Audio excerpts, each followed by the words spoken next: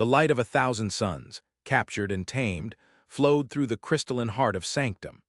It was a structure of impossible grace, a spindle of spun starlight and solidified vacuum moored in the gravitational calm between two ancient, slumbering galaxies. Within its core lay the grand chamber of the Galactic Conclave, a place where history was not so much written as it was woven, thread by patient thread, over millennia. The chamber was a vast amphitheater, tiers of polished obsidian rising into the artificial twilight, each alcove and platform uniquely tailored to the life form it housed. Here, sentient clouds of incandescent gas debated with beings of living stone, and ambassadors whose thoughts were sung on hypersonic frequencies negotiated with entities that communicated through choreographed shifts in their own biology. For 50,000 standard years, the rhythm of the conclave had been as predictable as the slow, majestic orbit of Sanctum itself. Debates on resource allocation in the Cygnus Arm would be followed by territorial disputes from the Perseus Spur. The Drachmori, a species of scaled, volcanic-veined warriors, would bellow for conquest and strength. The hive-minded Zephyrians, a shimmering collective consciousness housed within 1,000 delicate, insectoid bodies, would hum their consensus for unity and integration. The Lumina, ethereal beings of pure energy, would offer observations of detached cosmic wisdom. And through it all, in an alcove carved from a single, flawless diamond, the Vaelen would remain silent. There was only ever one Vaelen present at a time, a delegate of the Valix, a species so ancient they were rumored to have witnessed the birth of the younger stars in the chamber's dome. It was a being of pure, animate crystal, a humanoid form of breathtaking complexity. Its body was a lattice of translucent facets that caught and refracted the chamber's light, painting the air around it with a perpetual, shifting rainbow. These colors, the conclave had long ago surmised, were its emotions. A cool, serene blue for contemplation, a gentle, pulsing violet for curiosity. But for tens of thousands of years, the predominant hue had been a deep, unchanging indigo of placid observation. It had never moved, never gestured, never uttered a sound. Its presence was a constant, a piece of living architecture as fundamental to the chamber as the gravity generators or the arbiter's dais. The Vaelen was a monument to silence, its purpose a mystery lost to the deepest chasms of time. Today, the agenda was mundane. Warlord Kael'thar of the Drachmori Empire was roaring about shipping lane violations, his voice a gravelly avalanche of threats. His obsidian scales drank the light, and embers glowed in the depths of his reptilian eyes. His clawed hand, large enough to crush a shuttle's cockpit, was balled into a fist on his console. "The Gethar Consortium has encroached upon our patrol routes for the last time," he boomed, the translator implants in every delegate's mind converting the guttural snarls into sterile galactic standard. "We demand reparations and the immediate cessation of their mining operations in the Trinity Nebula." From a humid, methane-rich alcove, a Gethar, a silicon-based life form resembling a slowly shifting pile of granite, responded with geological slowness. Its voice was the grinding of tectonic plates. "The nebula is vast. The Drachmori claim is excessive." The debate would have continued its predictable, circular path for another cycle, but the resonant chime of the Arbiter cut through the chamber. The Arbiter, a being from a species that had long ago shed physical form to become a disembodied, benevolent intelligence, spoke from the very air. Its voice was calm, a perfect synthesis of 1,000,000 different vocal patterns. "Honored delegates, we pause this proceeding. A new signatory to the Galactic Compact is preparing for final approach. Their first envoy has arrived." A ripple of interest, a rare and precious commodity in the conclave, spread through the tiers. New species were an infrequent novelty. Most were discovered at pre-industrial stages or had self-annihilated long before achieving interstellar travel. A species that had developed faster-than-light travel on its own, without uplift or guidance, was a true rarity. "Identify the species," Kael'thar grunted, his impatience a palpable force. "They call themselves humanity. Their world of origin is Terra, a high-gravity, water-rich planet in a minor, uncharted spiral arm," the Arbiter announced. The Zephyrians, whose 1,000 bodies moved in perfect synchrony, pulsed with a soft, silver light. Their collective voice, a melodious chorus, filled the air. We are curious, a solitary, individuated species from the galactic fringe. Their psychological profile must be chaotic. Kael'thar snorted, a plume of superheated vapor jetting from his nostrils. Primitives, barely a century out of their own gravity well. Their technology is crude, their lifespan a cosmic blink. What could they possibly offer this conclave but their weakness? The lumina, a swirling cloud of emerald and gold particles, offered its own perspective, its thoughts translating as shimmering script in the minds of the delegates. All things have a beginning. A new star is no less a star for its youth. The chamber doors, 100 meters high and forged from neutron star material, hissed open. The air, usually a carefully balanced mix of inert gases, was momentarily flooded with the scent of nitrogen and oxygen, a smell both alien and invigorating to many. 3 figures walked into the grand chamber. They were small, fragile-looking bipeds, clad in simple, dark blue uniforms. They walked with a strange, forward-leaning gait, a product of their high-gravity origins. In the lead was Ambassador Elena Vasquez. Her hair was dark, pulled back from a face that seemed too soft, too expressive for this place of ancient, hardened beings. Her eyes, a deep and startling brown, swept across the assembled demigods and monsters, taking in the impossible scale of it all. There was no fear in her gaze, only a profound, unwavering focus.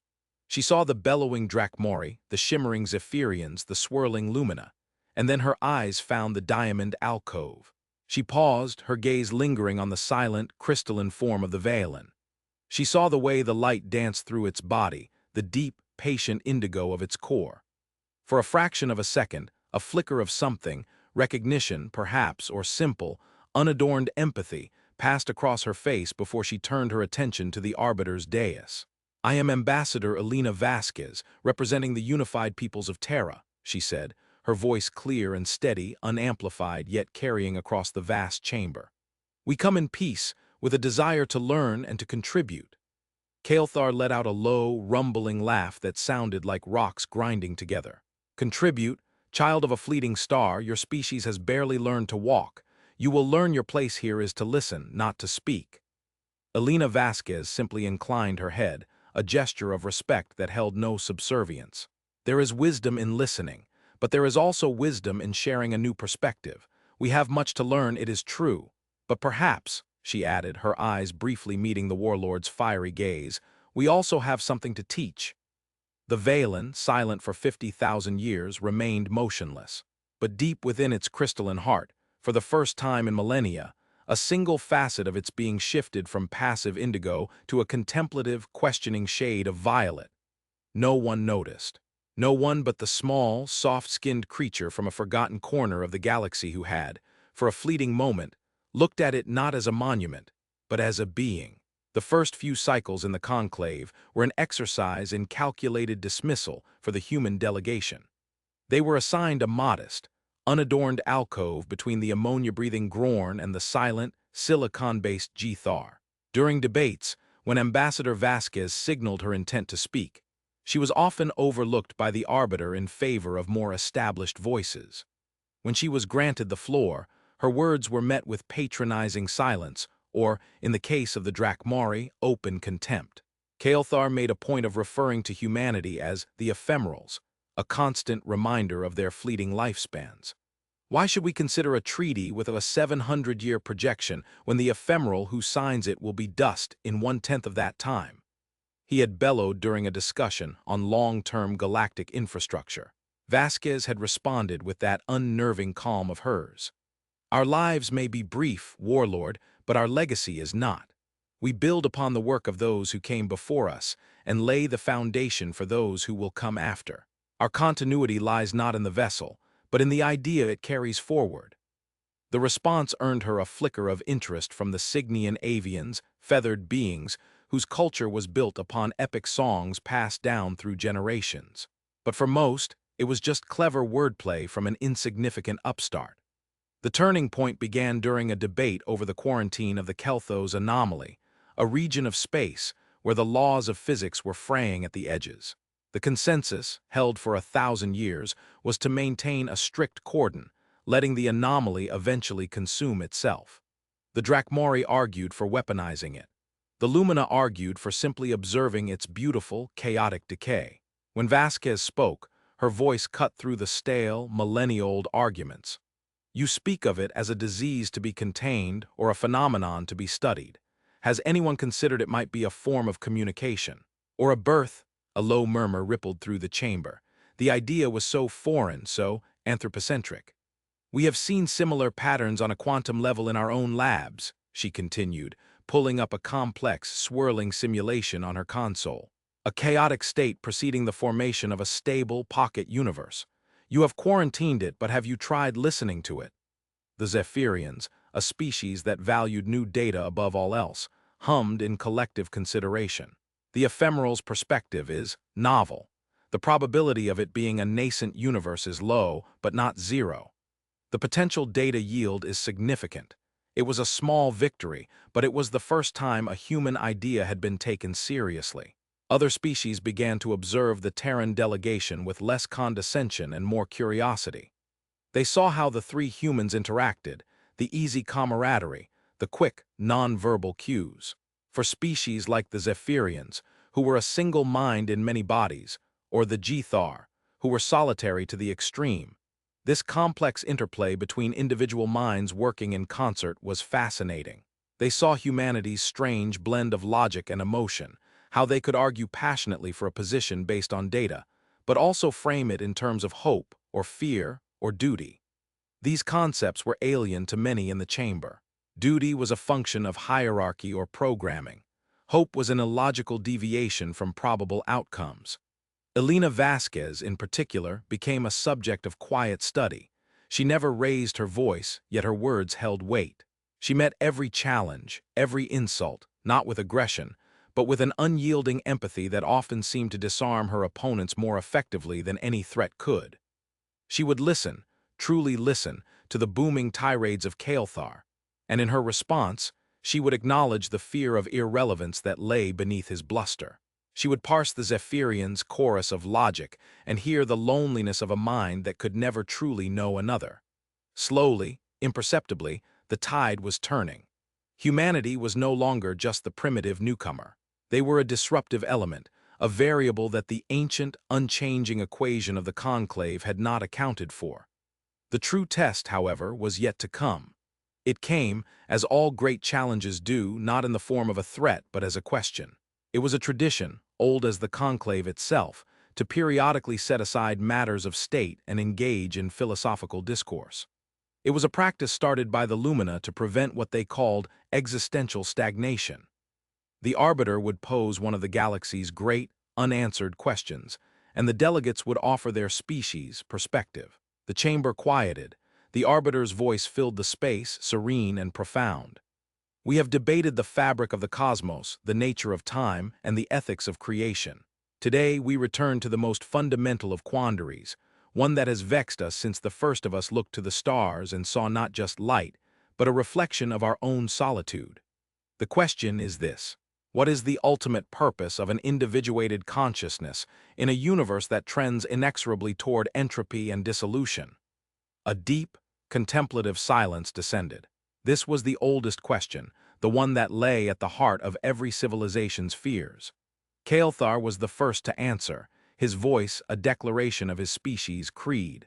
The purpose of a consciousness is to impose its will upon the universe, to carve a legacy in matter and energy that defies the void, to expand, to conquer, to ensure that when the last star fades, the name of the Drachmori is the final echo. His answer was predictable, a reflection of his people's aggressive, expansionist nature. It was an answer of defiance. The Zephyrians offered their reply next, their 1,000 voices a perfectly harmonized chord. An individual consciousness is a temporary vessel for experience. Its ultimate purpose is to gather unique data and perceptions, and then to return to the whole. The self exists to serve the collective, and its meaning is found in its eventual willing dissolution into the greater mind. It was an answer of function, of logic, devoid of any sense of personal identity. The lumina, the swirling cloud of sentient light, shimmered and offered its ancient perspective. A consciousness is the universe's attempt to observe itself.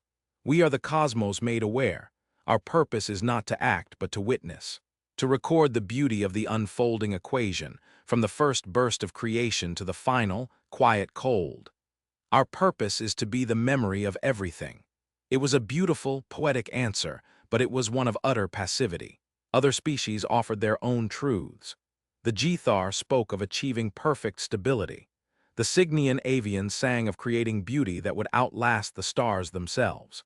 The answers were all profound, all deeply ingrained in the biology and history of each species, and yet they all felt incomplete. They were answers that addressed the what, but not the why. The chamber was filled with the weight of 1,000,000 years of philosophy, yet the core of the question remained untouched. Then a single light blinked on the human console.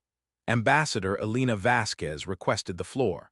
A few of the older delegates made subtle gestures of dismissal, but many more leaned forward, their curiosity piqued. What could this mayfly species, this flicker of awareness on the galactic stage, possibly add to a debate that had stumped ancient minds? The arbiter granted her the floor. Elena stood, and the vastness of the chamber seemed to shrink, to focus on her small, solitary form. She did not look at the arbiter or the assembled delegates.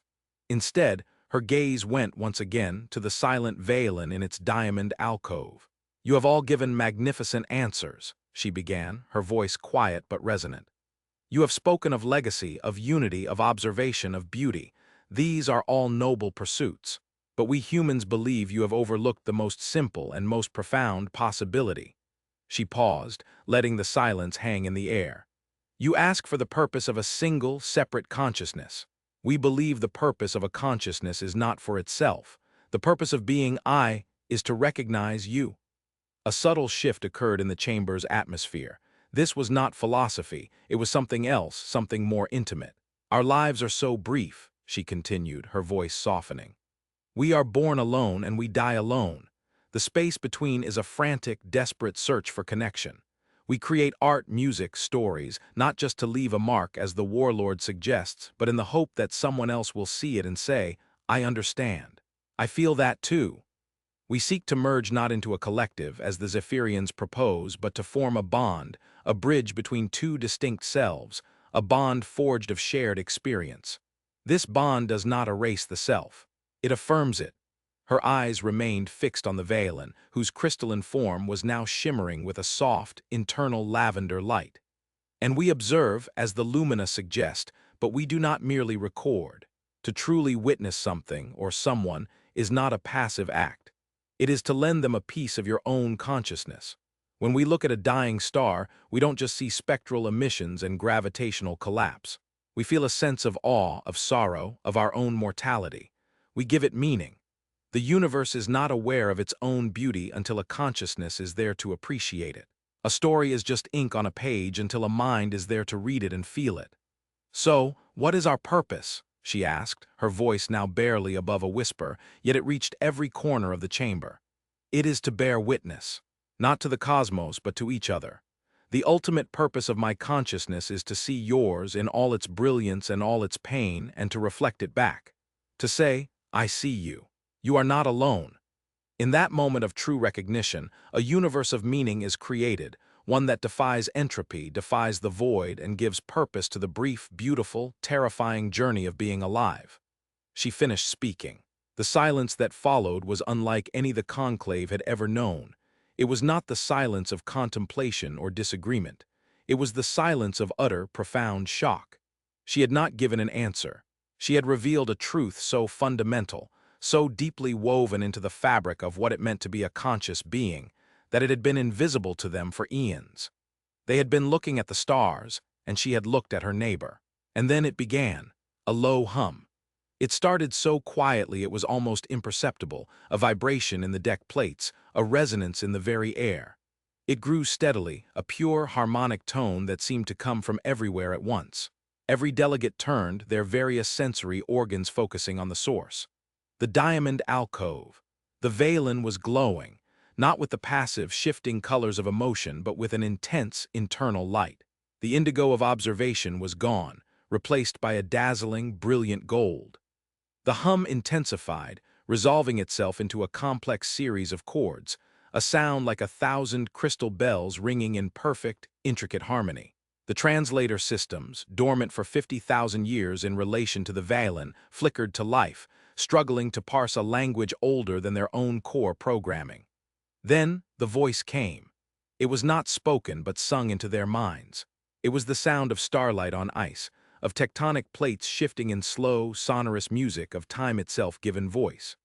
So long, the voice chimed, a melody of ancient sorrow and dawning wonder. So very long we have waited to be heard. The shock in the chamber was a physical force. Kael'thar's jaw, a mandible of volcanic rock, hung agape. The 1,000 bodies of the Zephyrians froze mid-shimmer, their collective mind stunned into silence.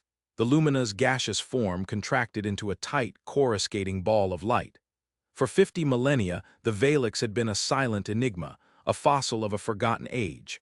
And now they had spoken. They had spoken in response to a primitive, a child species from the galactic rim. The Vaelen's crystalline form began to change. Facets shifted, realigning with infinitesimal slowness. The golden light pulsed in time with its resonant voice. We have watched civilizations rise like sparks from a cosmic fire, burn brightly and fade to ash. The ancient being sang. We have listened to your debates, your declarations, your philosophies. You speak of will, of data, of observation. You have built empires of logic and power, but you have been speaking to yourselves. You have built walls of certainty around your consciousness, but you have never opened a door. The Vaelen turned its head, a slow, deliberate movement that was the first it had made in living memory. Its featureless, crystalline face oriented itself directly toward Elena Vasquez. You, child of Terra, with your fleeting life and your fragile heart, you have spoken the first truth. The truth we had long feared was forgotten in this universe. That consciousness is a bridge, not a fortress. The entire galactic community held its breath. This was a moment that would redefine history. The silent gods were speaking, and they were speaking to humanity. The awe in the chamber was thick enough to suffocate. Every being, from the mightiest warlord to the most ephemeral gas cloud, was staring at the Vaelen, their minds reeling from the sheer, world-shattering significance of the moment. They were witnessing the awakening of a legend. Everyone, that is, except for Elena Vasquez. She was not looking at the Vaelen with awe. She was not frozen in reverence or fear. As the ancient, crystalline being turned its formless gaze upon her, she simply met it. Her expression was not that of a diplomat who had achieved an impossible victory, nor that of a supplicant before a deity. It was an expression of profound, heartbreaking empathy. While the rest of the galaxy heard a legend speak, she heard a voice thick with the dust of ages, a voice cracking with the loneliness of a silence held for longer than her species had known fire. She did not see a mythical being of immense power. She saw a person who had been sitting alone in a room for 50,000 years, waiting for someone, anyone, to truly see them. The Vaelen's harmonic voice filled their minds again, but this time it was directed solely at her. The golden light within its core softened. You have given us a word we had not heard since the stars were young. You have given us hope. The delegates expected a response of gratitude, of humility. They expected her to bow, to offer fealty, to acknowledge the immense honor. Instead, Elena Vasquez took a small step forward. Her own voice when she spoke was quiet, devoid of protocol or ceremony. It was the voice of one soul speaking directly to another across an impossible gulf. "You have not been unheard," she said, her brown eyes unwavering. "You have been waiting. There is a difference." The Vaelen did not answer with its voice. It did not need to. At her words, the golden light within its crystalline body did not just pulse. It flared, a silent supernova of pure, brilliant white.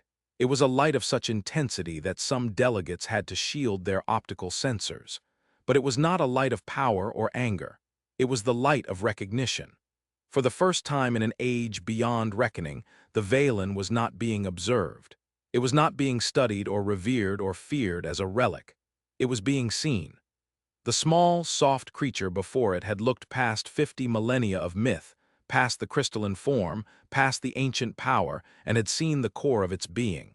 The solitude, the patient vigil, the crushing weight of its long, silent watch. In her eyes, the Vaelen saw its own loneliness reflected, and in that reflection it found not a void but a connection, a bridge. A new atmosphere descended upon the grand chamber, thick, and unsettling. The other species could not fully comprehend the silent communion passing between the human and the Vaelen, but they could feel its power. It was an intimacy that transcended language and technology. It was a current of pure, unmediated understanding, and it was terrifying. The Drakmori, who understood power in terms of fleets and armies, felt a primal fear they had not known for centuries. What was this force the human wielded? It was not a weapon they could build or a shield they could counter. It was something else entirely. Kael'thar gripped the edge of his console, his claws scoring deep grooves in the metal, his mind unable to process a power that was gentle, a strength that was quiet. The Zephyrians' collective consciousness experienced a moment of dissonance, a jarring chord in their perfect harmony. They understood data, but this was not data. It was meaning.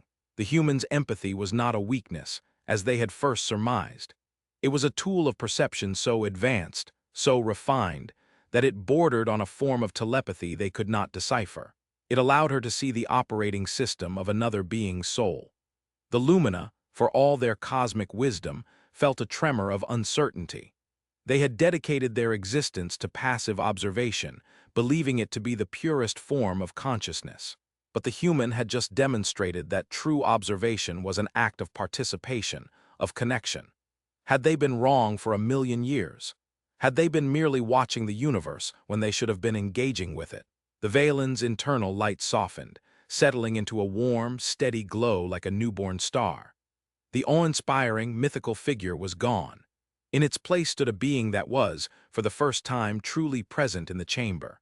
It lowered its head in a gesture of acknowledgement toward Alina, a gesture of an equal, not a superior. Its voice, when it came again, was addressed to the entire conclave, but the warmth in its tone was a direct echo of the light in Alina's eyes. We have been silent because we believed there was no one left to speak to. We watched you build your walls higher and higher. We were waiting for a key, not a key of technology or of power, but of understanding. It straightened to its full, majestic height. The Terran, Vasquez, has shown us that the key was never lost. It was merely unforged. We will be silent no longer. The Valix will once again take part in the shaping of this galaxy. The Arbiter's chime, for the first time in its existence, sounded hesitant. A new age for the Conclave has begun. The statement was a profound understatement. The entire political and social structure of the galaxy had just been fractured and reformed. The silent observers had become active players, their immense, ancient wisdom now a factor in every debate, every treaty, every decision. And they had been awakened by humanity. The session was concluded, but no one moved. The delegates remained in their alcoves, staring at the human delegation. They no longer saw primitives. They saw a species that possessed a capacity they could not measure, a form of intelligence that operated on a plane they had never considered. Humanity's empathy was not a quaint emotional quirk, it was a paradigm-shifting force. It was a key that could unlock the oldest minds in the galaxy, and if it could unlock, what else could it do?